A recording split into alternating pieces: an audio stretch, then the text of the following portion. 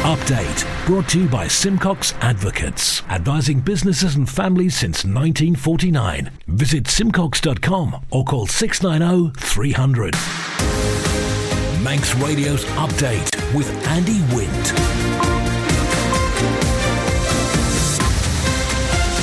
First of May, good evening, it's 5:30. This is Update for Friday 15th of September 2023 from Manx Radio. 30 minutes to look at the latest news on the Isle of Man. Background to that news was sport and business and Sea Watch and travel updates and the newsmakers in person. This evening, the masts are back on at Nobles and Ramsey Cottage. Too early to say if we'll meet our emissions reduction target. There's deadlock in the nurses' dispute. It's the Food and Drink Festival this weekend, and the Ravens head to Blackpool in pursuit of a win. We got fog on the mountain road and delays at Ronaldsway. Manannan for all your business and legal needs. First of all, at 29 minutes ahead of 6 o'clock, the Update News headlines. First to my Christian Jones. Fast to my mask wearing is being reintroduced in patient-facing clinical areas at both Nobles and Ramsey Cottage hospitals. The move is in response to a recent rise in the admission of COVID-positive patients. Manx Care is offering its condolences after an inquest into a man's death at Nobles Hospital following a routine surgery ruled a lack of oxygen caused his heart to stop. BBC Isle of Man is reporting 55-year-old James Joseph Shimmin died after medics tried to treat breathing problems he developed in February 2021.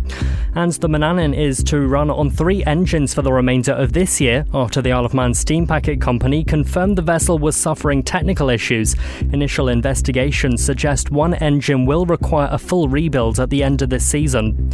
In international news, the UK Prime Minister's labelled American XL bully dogs a danger to communities and has pledged to ban them. 2 of the animals were involved in a fatal attack on a man in Staffordshire yesterday. The former head of Spain's FA has been banned from contacting the player he kissed at the Women's World Cup final. Luis Rubiales denied any wrongdoing towards Jenny Hermoso when he appeared in court in Madrid. And train drivers are staging fresh strikes to coincide with the start and end of the Conservative Party's annual conference in Manchester. ASLEF members will walk out between the 30th of September and the 4th of October. Those are the Update News headlines. Next at 6. Manannan. Contact us by phone, video call, email or face-to-face. We're happy to connect with you. Manx Radio Weather with Manx Glass and Glazing. Goromaya, thank you, Christian, from the Ronaldsway Met Office. We got a strong wind warning out in the North Irish Sea. State of sea is slight or moderate, and the weather cloudy and wet to end the day, and a fresh to strong north-northeasterly. Overnight minimum is 11 degrees. For Jasan, cloudy and wet tomorrow morning, a drier afternoon, a fresh to strong northeasterly, and a daylight maximum of 16 down to 14 through the night. Into Jadouni, unsettled with light rain on Sunday from first light, then becoming persistent and heavy later on a moderate to fresh easterly during the afternoon and evening. Top temperature 18 Celsius. Tides on the way out still, low water at 9 minutes before 7, sunset 24 minutes to 8. High tide 14 minutes to 1 a.m, sunrise 8 minutes to 7 tomorrow morning, and low water is at 13 minutes past 7. Manx Glass and Glazing can produce bespoke splashbacks for your kitchen in any colours. Speak to the team on 674 573.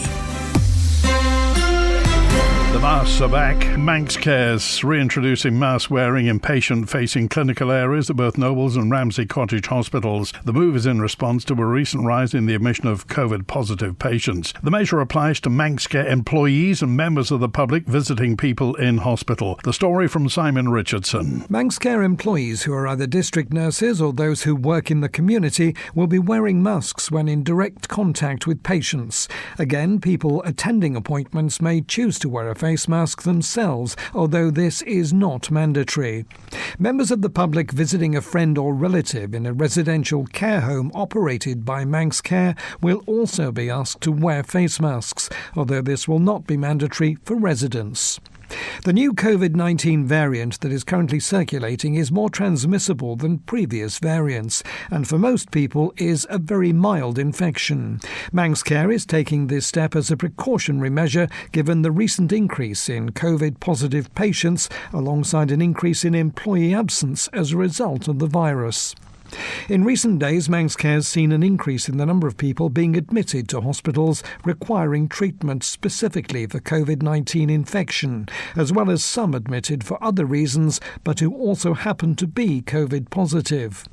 Paul Moore, Manx Care's Deputy Chief Executive and Executive Director of Nursing and Governance, told Manx Radio they're in the very early stages of a potential new wave, and he expects to see an increase in COVID-19 infection levels as a result of children having gone back to school and recent poor weather. He says the reintroduction of mask wearing is precautionary to minimise risk and protect organisational resilience as far as possible. The measures will be monitored over the coming days, and guidance will be revised accordingly in line with further developments. Mr. Moore is urging people to have their COVID-19 booster vaccination when they're invited to do so, following the launch earlier this week of the autumn programme. The chair of the Climate Change Transformation Team says it's too early to say whether the Isle of Man's on track to meet its targets for reducing emissions. The current plan, as agreed by government, is to reduce carbon emissions by 35% by 2030 and by 45% by 2035. Daphne Kane, MHK, has been answering questions at a meeting of the Environment and Infrastructure Policy Review Committee. We're doing an enormous amount of research,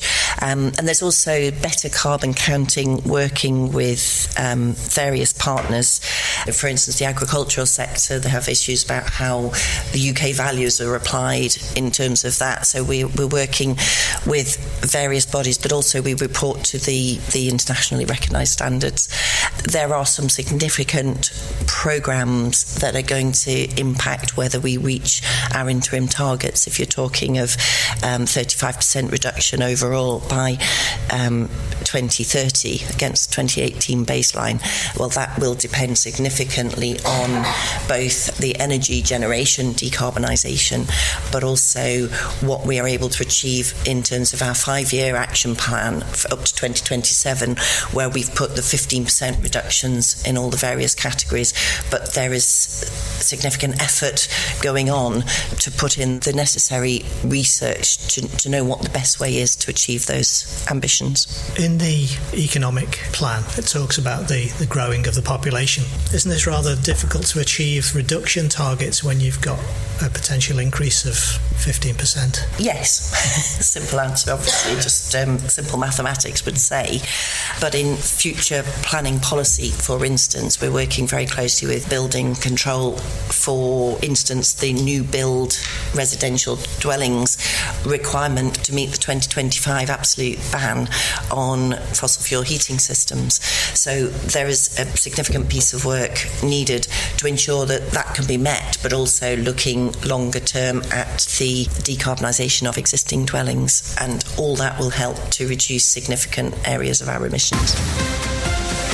Update brought to you by Simcox Advocates. The Ravens are hoping to end a run of 4 games without a win when they head to Squires Gate in Blackpool tomorrow in the NWCFL Premier Division. FC Isle of Man are currently 11 points better off than their opponents, who are second from bottom in the league. But FC Isle of Man manager Paul Jones warns the side can't be complacent this weekend. You can see those that follow the league, and not just our results but the league results, see that everyone's beating everybody still. You know, there's no team running away with it. You know, Kendal did have a very, very good start and then have kind of lost the last couple. So, you know, Squires Gate will be exceptionally difficult. It looks like maybe results haven't gone their way, but certainly performances. They're running some teams close. Bon Aldswick only just managed to get past them in the midweek. So we're expecting a really difficult game. The way that Luke, their manager, set them up in the 2 games that we played against them caused us some problems. And we believe we're a better team now and a better group and a better understanding. So hopefully we deal with things more appropriately. And I'm sure he'll come with a game plan that thinks, like every team has, that they can exploit the areas where not quite so good. But, you know, we've got some really excellent qualities as a team in and out of possession, and we just need to make sure we really rinse as much as we can out of that. And we're going to have to be at our best to get a result out of this game for sure. And if we can do that, then it's about how can we build on that and go on another run of victories, you know, subject to us getting one on Saturday. It's about getting back to the focus focusing on performance levels and focusing on what we need to do well to give ourselves a chance of winning a game of football.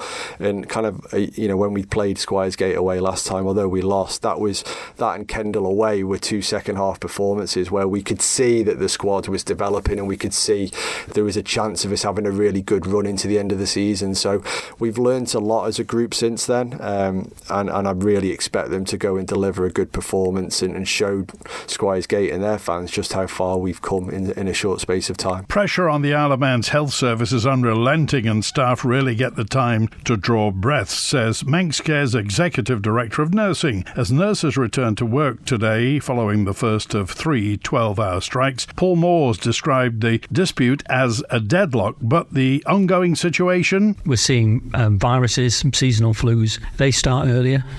We've got COVID on the rise again on the island, and we've had to bring forward our vaccination programme. Patients are sicker when they come to us. They need more care. They're more dependent.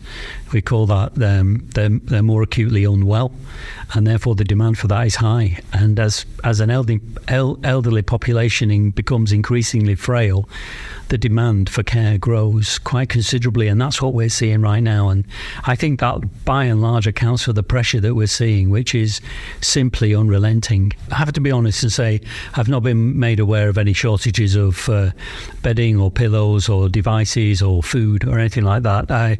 I'm not aware of anything like that, and I think if it was happening I would probably be informed about it. But the pressures, they're big. You don't get the opportunity to draw breath sometimes. You're turning over patients very quickly to cope with the demand that's coming in. You're preparing people for discharge sooner, which is a challenge in itself.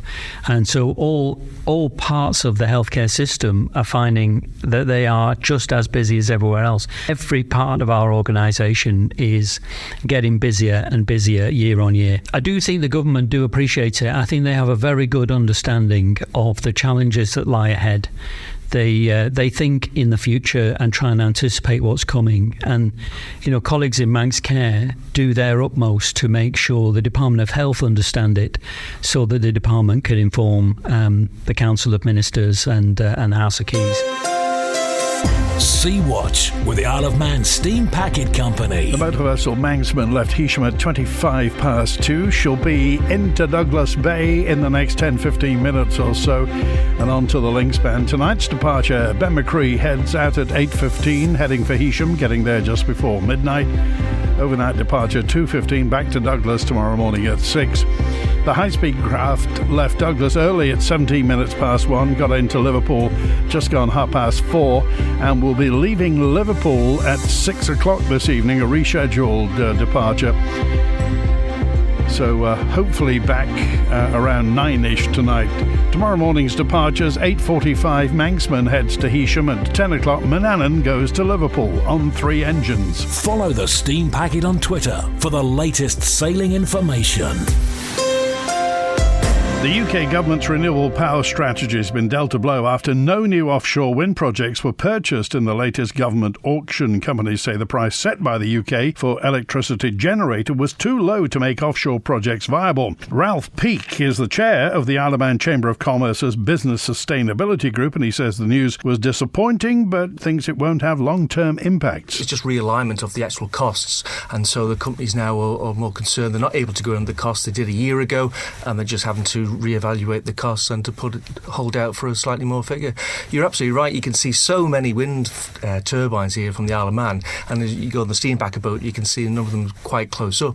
And I'm heartened really that we've got Orsted got this licence just off the Isle of Man, just off Macklethead, and I'm heartened really that they're really taking an interest now. They've got an office here in Douglas, and they're really working closely with the government to actually get that wind farm up and going. How do you see the Isle of Man's net zero project developing? Are we on course, or do you think there are a lot of bumps along the road?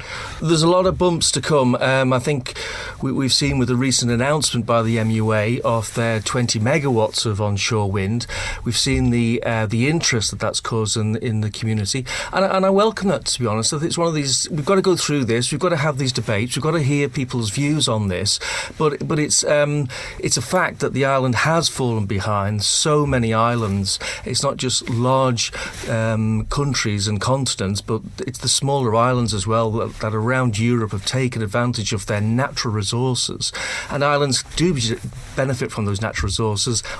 Wind generated across the sea, and it's uninterrupted, and the islands can really benefit from that. So the Isle of Man is in a great place, as Professor James Curran said in his impact report, to actually take advantage of those natural resources. Manx Radio Business Briefing. At 5:45, shares in Games Workshop Group surged today after the Nottingham-based British manufacturer of miniature war games said trading for the quarter to August was ahead of expectations, driven by healthy growth across all channels. In a brief trading update ahead of its annual shareholder meeting next week, the company said core revenue had risen to 121 million sterling for the quarter, ahead of the 106 million posted last year, with licensing revenue doubling to £6 million. Pre-tax profit estimated about 57 million, up from 39 million. Games Workshop makes, amongst others, the most popular miniature war game in the world, Warhammer 40k. And for a full daily market report, go to ramseycrookhall.com. Premier League club Everton are set to have new owners after Farhad Moshiri agreed to sell his 94% stake to the American investment fund 777 Partners. The takeover will bring to an end the tumultuous tenure of the British-Iranian Moshiri, who first invested in 2016. The sale is expected to be completed by the end of this year, subject to Premier League, Football Association and Financial Conduct Authority. The takeover would mean half of the 20 top-flight clubs in England are American-owned. By the way, Sean Dyche, the manager, said, "There's no impact on me or the players at the moment." The Stock Market Report, brought to you by Ramsey Crookhall. UK and European markets closed slightly higher as traders reacted to the European Central Bank's suggestion that its latest rise may be its last. The dollar was just below a 6-month high, oil on track for a third weekly gain, and gold recovered from 3-week lows. The numbers from Ramsey Crookhall at the close in London. The FTSE 100 up 0.5% at 7,711. The DAX in Frankfurt up almost 0.6% at the close at 15,895. And a short time ago in New York City, the Dow Jones Industrial down 0.5%, 34,737. The Nasdaq Tech Stocks Index down 1.5% at 15,236, and the S&P 500 is down 0.9% at 4,465. In the exchange markets, the British pound sterling trading at $1 23.9 cents, €1 16.1 cents, and 23 South African rand 60.2 cents. And in commodities, gold is up nearly a percentage point at $1,927 per troy ounce, and a barrel of Brent crude down 0.4% at $93.72. You've got an investment plan? Yeah, Mike set it up. But don't you need loads of money to do that? Not this one. It's called Shearwater from Ramsey Crookhall, and you pay in monthly as little as £100. So it's like saving regularly, really helping us invest in the future. For a house, or the kids' education. £100 a month? I could easily do that. You should. The sooner you start, the better. Invest in your future with as little as £100 a month. Shearwater from Ramsey Crookhall, the island's investment specialist for 75 years. Call 717171 or visit ramseycrookhall.com. Licensed and regulated by the Isle of Man Financial Services Authority. Isle of Man Water Sports. Weather with Manx Glass and Glazing. Here's the relevant information. If you're sailing, kayaking, windsurfing, paddleboarding, sea swimming, diving or surfing this weekend, sea temperature is 16 degrees. The synopsis, cloudy with rain and drizzle at times. And for Saturday, the wind is northeasterly, force 5 or 6, decreasing 4 or 5 later. Wave height 0.5 to 1 metre. Wave period 3 to 4 seconds. High tide 1:15 p.m. And for Sunday, the wind easterly, force 5 or 6, backing southeasterly 4 or 5 later. Wave height 0.8 to 1.2 metres. Wave period 3 to 5 seconds. High tide 1:30 p.m. Visit the Manx Glass and Glazing website and see a range of products from windows to doors, mirrors to splashbacks. manxglass.com. The Isle of Man in 30 minutes. Update on Manx Radio with Andy Wint. Faster March 10 to 6 now. Thousands are expected to head to the Villa Marini Gardens this weekend as the Isle of Man Food and Drink Festival takes place. The two-day event, which gets underway tomorrow morning, showcases Manx produce, and this year there's an added emphasis on sustainability and environment. Here's Environment, Food and Agriculture Minister Claire Barber, MHK. I think it's a really important principle that we should adopt across all government events. And actually, when we look at our footprint of the event, that was something we felt was right to do. We know that most of those retailers are already doing huge amounts in sustainability, but we've also then been able to partner with KPMG specifically on an area of focusing on sustainability in the event, with a recycling area, a big focus on that, displays, advice, but also, as you say, those retailers who are there also really building on their own sustainability credentials. So I think it's an important message and something we should be doing in everything we do. So we've changed the layout a little bit, so I'm hoping that will focus people as they go through the festival. They'll come in through the producers marquee now. There's also a new area around 3 separate bars. That's a different structure. So we've got Finodery, foraging vintners, and then we've got the main bar, which will be selling a whole selection of Manx drinks for us, and that's going to be run by Quids Inn. We've also got Ventosus Micro Winery. They'll be selling their local their produce there in a stand, and I'm sure there might be some things that people can sample as well. But there'll also be opportunities to see how the different drinks and foods can be used, ideas for recipes, information about where the idea came from some of these as well, because we've got such amazing people coming up with these brilliant ideas, great products, and it's lovely actually to be able to interact with those people who were the minds behind the food and drink. Manx Radio Sport. Faster My Darren Timson and First Sports Editor Rob Pritchard. Faster My, good evening. Starting with football, and another big weekend in Manx football awaits, with the Isle of Man women's season getting underway this Sunday. 3 matches are pending across the Canada Life Women's League, all kicking off at 2 p.m. that day. Title holders Corinthians host Onken, Douglas Royal welcome Malou, and Peel welcome Castletown. Elsewhere, tomorrow marks week 3 of the new campaign in the men's divisions, with matches from the Premier League down to Combination 2 all taking place from 2:30 p.m. tomorrow afternoon. In Manx Rugby, Douglas will be hoping to get their first win of their new season on Saturday afternoon. They'll host Liverpool St Helens at Portachi in Regional 2 Northwest, with the Manx side so far having suffered narrow defeats in their first 2 games. Manx Radio rugby correspondent Dave Christian is optimistic this could be a good game for Douglas to secure some important points. Douglas beat them the last time they played them, 91 points to 12 back in 2017. It should be a great day down there for them, and let's hope they can mark it with the 5 points that they desperately need. In cycling, Cycling Club Isle of Man's women's team will make its debut in national competition this weekend. The Manx Club is sending both a men's and women's team for a doubleheader in Northumberland on Sunday. In its inaugural outing, the women's team will be represented by aspiring junior Isle of Man riders Ruby Oakes and Sophie Smith. Later the same day, the men's squad of Will Draper, Corin Leeming and Mark Hosthouse will contest the Beaumont Trophy. Week 3 of the Manx mixed hockey season takes place tomorrow, with some teams starting to set the different benchmarks to beat across the different divisions. In one of the picks of the fixtures this week, in the Mixed Premier League, newly promoted Harlequins A face a Castletown Celts team which surprised many with their quality performances in the last campaign. However, after results in the first fortnight of games, Manx Radio hockey correspondent Ben Cunningham believes this one could be much closer than some might think. Harlequins managed to keep it single figures last week against Backers A in their first Premier League game. Castletown Celt, they lost out to Valkyries last week. I think it'll be quite close, this one. Manx Radio Travel, driven by Quayside Tyres and Service Centre. Inbound at Ronald's Way, the 6 o'clock EasyJet from Bristol won't be until 6:30. The 10 to 8 Loganair from London City delayed until 10 to 9. 5 to 8 Loganair from London City on time. And the 8:30 EasyJet from Gatwick delayed until 9 o'clock. So outbound tonight, 6 o'clock EasyJet to Manchester's on time. The 6 o'clock Loganair to Liverpool on time. 6:30 EasyJet to Bristol delayed till 7 o'clock. And the 9 o'clock EasyJet to London Gatwick, they reckon out about 9:30 on the roads. Temporary lights on Victoria Road, Douglas, at the Falconcliff Terrace junction. Falconcliff Terrace is closed for that work. Hillside Avenue is closed in Douglas. Mona Drive is closed between Empire Drive and Victoria Road, and Ballabruey Drive closed between Devonshire Road and Ballabruey Way.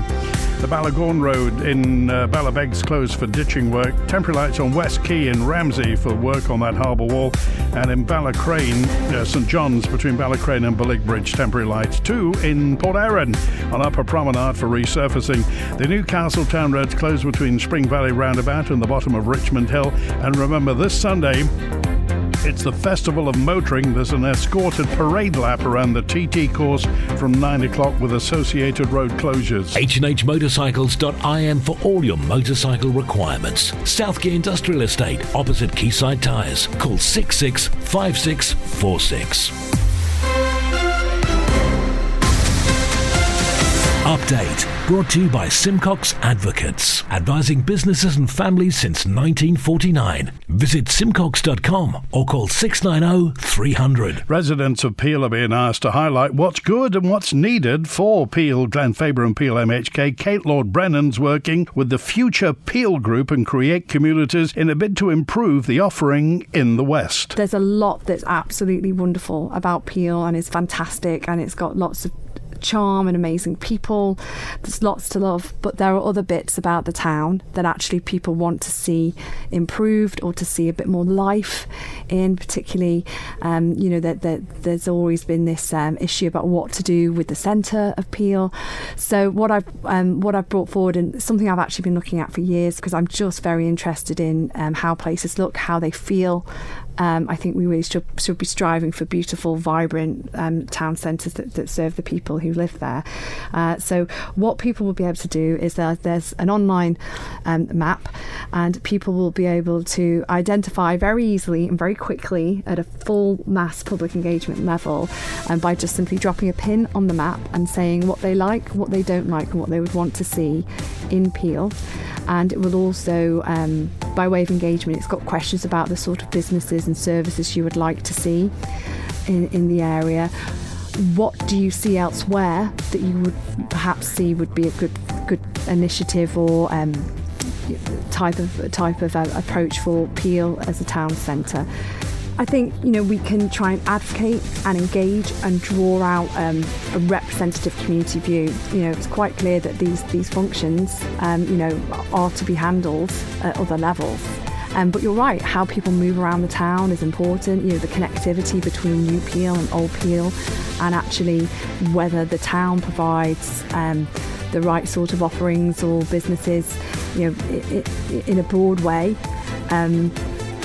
That's all absolutely, it's just so important to people. So I think it is a good opportunity. That's it for Update this week. Have a terrific weekend. It returns Monday at 5:30. WINT